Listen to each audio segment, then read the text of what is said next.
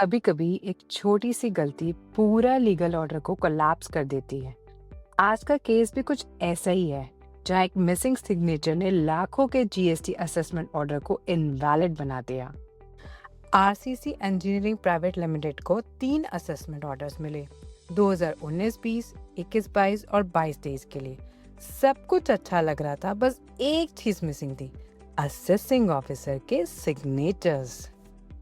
अब मैटर गया कोर्ट में।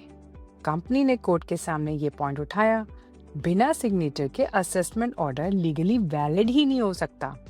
और जब कोर्ट ने डॉक्यूमेंट देखा, सच में ऑर्डर्स पे कोई साइन था ही नहीं।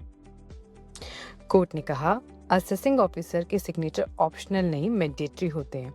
बिना साइन के ऑर्डर का लीगल एग्जिस्टेंस ही डाउटफुल होता है। और सीजीएसटी एक्ट का सेक्शन 160 और 169 भी इस गलती को क्योर नहीं कर सकता।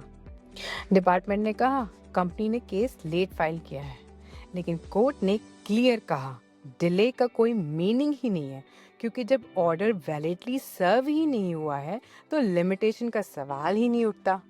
कोर्ट ने अपने पुराने जजमेंट्स भी याद किए, सबने एक ही बात बोली, सिग्नेचर्स के बिना असेसमेंट ऑर्डर जीरो है। कोर्ट ने कहा, इम्पंच असेसमेंट ऑर्डर सेट असाइड किए जाते हैं।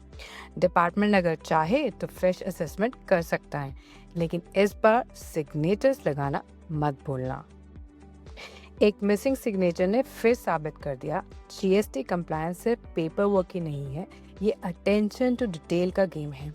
एक छोटी सी साइन बचा सकती है पूरा बिजनेस। तो नेक्स्ट टाइम जब आपको कोई जीएसटी ऑर्डर मिले, सिर्फ टैक्स अमाउंट मत देखो, सिग्नेचर चेक करना मत भूलो।